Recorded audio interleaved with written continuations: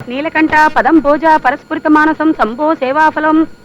అయ్యయ్యో, ఈయన ఇంకా లేవలేదా?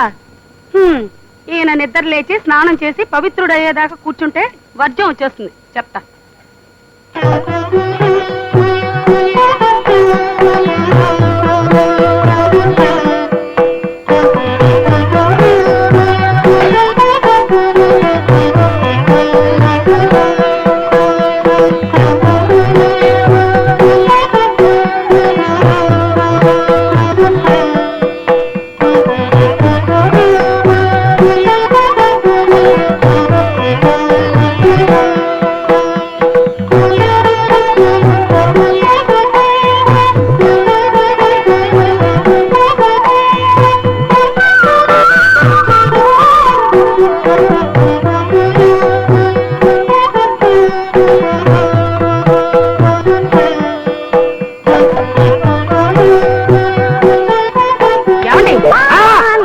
పూజ అయిపోయింది. అగరొత్తులు అయిపోయేదాకా కాళ్ళు కదపకండి. ఈ లోపల నేను గుడికి వెళ్ళి పూజ చేయించుకుని వస్తాను. పడుకోండి. ఏంటి మీ పాదాలా చిలక్కోయలా? పైగా అగరొత్తులు అయిపోయే వరకు కాళ్ళు కదపొద్దని ఆదర్శా? పెళ్లి చూపులో మీ నాన్న నా దగ్గరకు వచ్చి మా అమ్మాయికి దైవభక్తి ఎక్కువ అంటే ఓన్లీ ఆడపిల్లకి ఆ మాత్రం ఉండాలి కదా అనుకున్నాను. ఇలా సర్వాంగాల్ని సపరేట్ చేసి పూజ చేస్తాం అనుకోలేదే. ఇదంతా నా కర్మ కర్మ. సర్లేండి, తీరిక దండకం చదువుతురు గాని వంటగదిలో పాయసం పెట్టాను. అగరొత్తులు అయిపోయిన తర్వాత పాయసం తాగండి.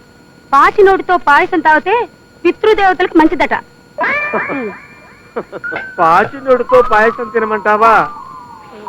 రామ రామ, నీకి ధర్మ సూక్ష్మాలు చెప్పిన వాడు ఎవడో వాడు నాకు కనపడితే వాడికి పాయసంలో పాయసం పోసి తప్పైపోతే నా పేరు గుండు పోగులుకున్నావే కాదే. అయ్యో, కావుడేంటి కావేరీ ఎక్స్ప్రెస్ లో వస్తుంది?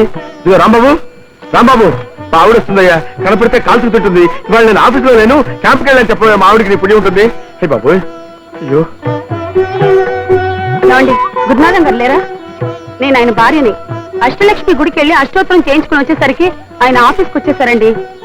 ఆయన ఆశీస్సులు తీసుకోవాలి. ఎక్కడికి వెళ్ళారు? చాలా గొప్ప పని చేశావమ్మా. పతిభక్తికి పరాకాష్ట. మీ ఆయన క్యాంపుకి వెళ్ళారు కదా? ఏం పర్లేదు, క్యాంపుకు దావు నేను చెప్తాను. ఇక్కడి నుంచి ఇలా నేరుగా వెళ్ళండి. వెళితే మెట్లు వస్తాయి.